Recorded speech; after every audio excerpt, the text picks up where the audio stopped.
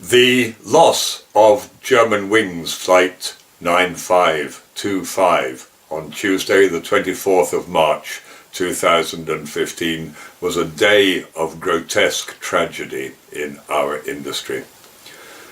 Notwithstanding ongoing investigations, not since 9/11 have we witnessed the mass slaughter of innocent people by deranged individuals who have succeeded in taking over control and command of a modern airliner.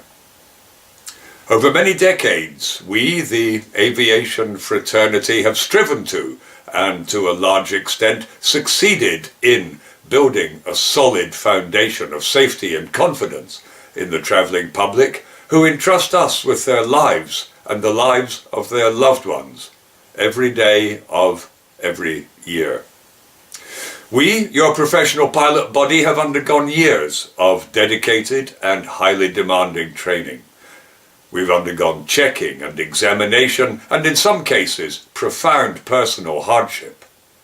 That hardship could be physical, it could be mental, medical, financial, and familial in the pursuit of our dreams and ambitions, which may have been uppermost in our hearts, minds, and souls since our childhood.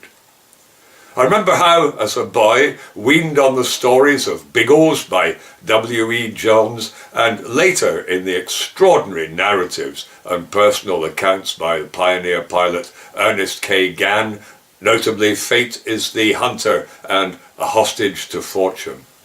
I yearned for the glory and the beauty of the skies, the freedom from those surly bonds of earth.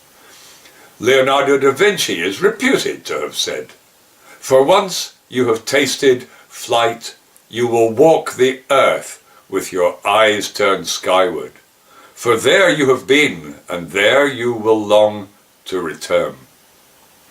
Leonardo had been a pilot, an aviator, and an aeronaut, I'm sure, had he been born some 470 years later.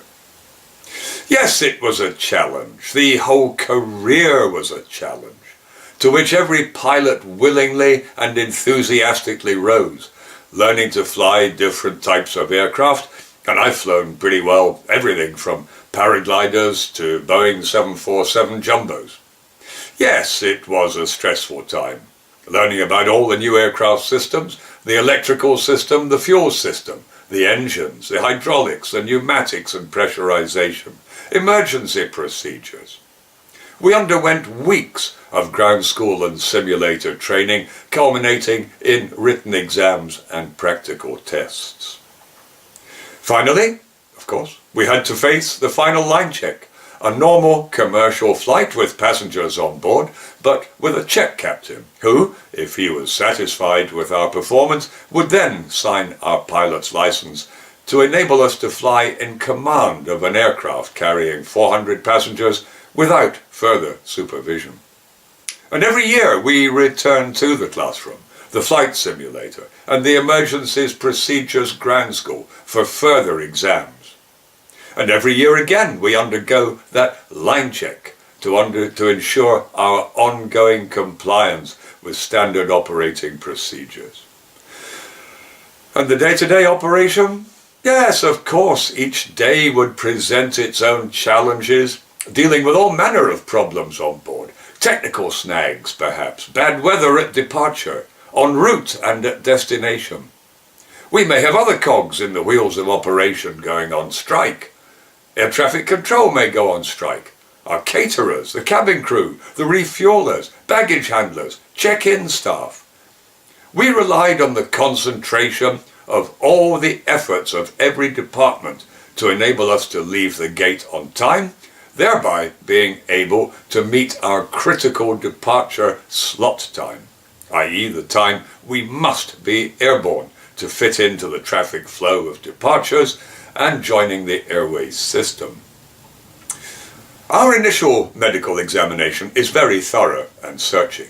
They take us apart to check our hearing, our eyesight, our hearts, lungs, kidneys, liver, balance organs, coordination, mental agility and stability, psychological profiling, blood tests, urine tests. We undergo resting electrocardiographs, stress electrocardiographs, electroencephalographs.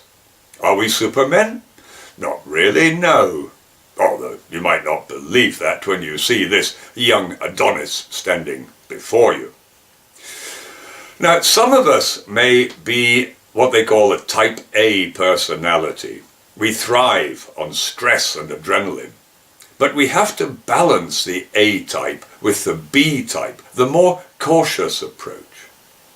Type A individuals tend to be competitive and highly self-critical. They strive toward goals without feeling any particular sense of enjoyment in their efforts or accomplishments. Type A individuals are easily wound up and tend to overreact. They also tend to have high blood pressure, hypertension, as I do. They experience a constant sense of urgency. They seem to be in a constant struggle against the clock. Often they quickly become impatient with delays and unproductive time. They schedule their commitments too tightly and try to do more than one thing at a time. The type A individuals, they tend to be easily aroused to anger or hostility, which they may or may not express overtly. Such individuals tend to see the worst in others, displaying anger, envy, and a lack of compassion. When this behavior is expressed overtly, i.e. the physical behavior, it generally involves aggression and possibly bullying. Hostility appears to be the main factor linked to heart disease and is a better predictor than the type A behavior profile as a whole. People with type B personality tend to be more tolerant of others, are more relaxed than type A individuals, more reflective. They experience lower levels of anxiety and display higher levels of imagination and creativity. The type C personality has difficulty expressing emotion and tends to suppress those emotions, particularly negative ones such as anger. This means such individuals also display pathological niceness, conflict avoidance, high social desirability, over-compliance and over-patience. In which group would we place Andreas Lubitz? There is as yet no formal ongoing psychological evaluation at our 6 monthly medical exams, but the authorized medical examiner will be assessing us informally and non-intrusively, and we are responsible at all times to self-assess our fitness to fly on a day-to-day basis. If we're unwell, we're expected to stand down and using our own judgment and discretion. Female pilots may request or be advised to stand down during certain days of their cycle. Every 6 months, we submit to yet another medical examination, the failure of which would result in our loss of license and thus our livelihood. It takes a pretty special kind of person to be a pilot. A hugely expensive investment in training, in the region of £100,000, with no guarantee of a job at the end of it. We accept very poor remuneration at the start of a career, an unstable schedule or roster, or even weeks on call or on reserve or standby, just waiting for the phone to ring to be called up for a flight, possibly at the last minute. We might have a long commute to work, sitting on somebody else's flight deck jump seat on a night flight.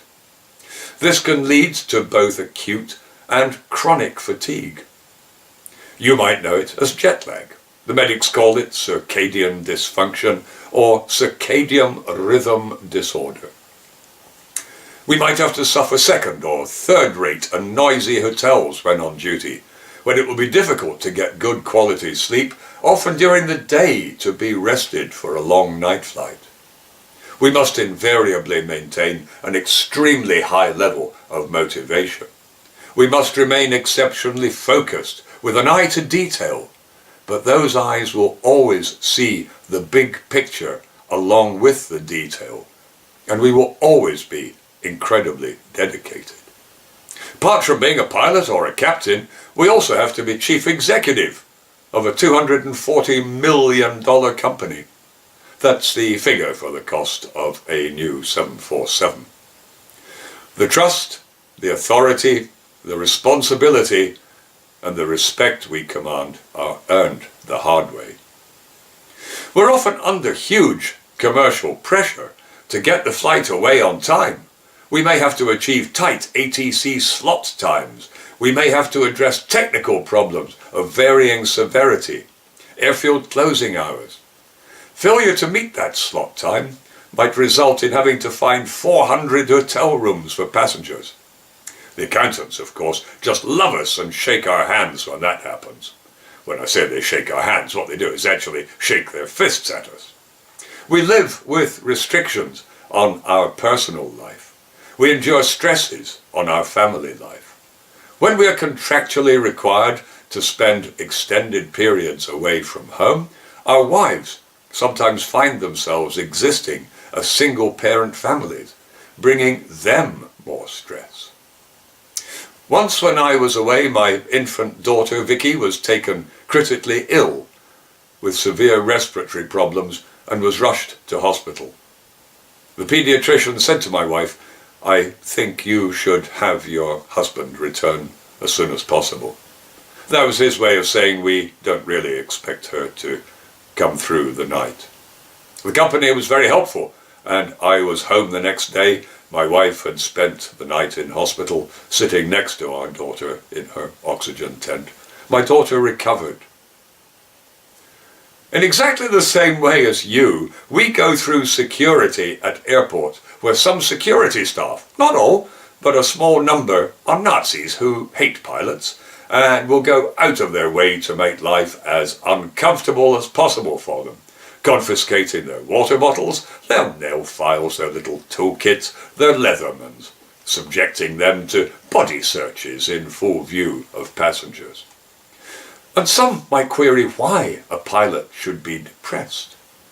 Your pilot has more backbone, guts and grit than probably any other occupation than you can name, and the job titles say it all. Pilot, captain. Would you choose to fly with a depressed pilot? Probably not. And the recent tragedy is more than likely only going to make pilots even more reticent or reluctant to come forward and admit to having mental stress-induced problems, knowing that that admission would almost certainly result in the suspension of their airline transport pilot's license, possibly indefinitely. I occasionally compare the demands of our job to the demands made on, for example, doctors. Of course, they have a responsible and stressful job, and they run the risk, as we do, of getting it wrong. But they normally only dispatch their mistakes to the morgue one at a time, and they don't have to accompany their mistakes on that final journey to the mortuary and beyond. I also compare our job to that of investment bankers sometimes. They can simply walk away from their financially catastrophic errors and let the taxpayer pick up the bill for their obscene salaries and bonuses. If pilots behaved in the same way as investment bankers have done in the recent past, they would be charged with what is called reckless endangerment and have their licenses revoked immediately and possibly face a jail sentence. This may seem harsh, but I do find it difficult to mourn the passing of this young man, Andreas Lubitz. He was clearly deeply disturbed when he decided to terminate his life and the lives of 149 others in a deliberate act of mass murder. In so doing, he has caused great distress to those who fly regularly on business or pleasure, and the confidence which the travelling public has placed in us has taken a severe setback. What changes will be introduced to pilots' medical exams as a result? Will we have to undergo profound psychological and psychiatric evaluation every 6 months, placing us under more stress? Might this discourage ambitious pilots from entering the profession? I do grieve for his family, whose father in particular has conducted himself with huge dignity during the intrusion of the press, digging, as they do and will, into his son's personal life, his health, his problems, his pilot's training, his relationships, his depression, and his sexuality. On board every flight, there will invariably be a huge cross-section of society, an extensive range of class, colour, creed, ages. And it would have been no different on German wings, Flight 4, Uniform 9525. My mind takes me to the 16 German schoolgirls returning from a language course in Barcelona, cut down in the prime of their beautiful young lives. The German opera singer Maria Radner and her 1-year-old son. The captain who, realizing that the death of 150 people was imminent, hearing the warning sounds from the ground proximity warning system going, terrain, terrain, whoop, whoop, pull up, while desperately trying to break his way back into the flight deck. To no avail. Annihilation, carnage, oblivion. Thank you for watching.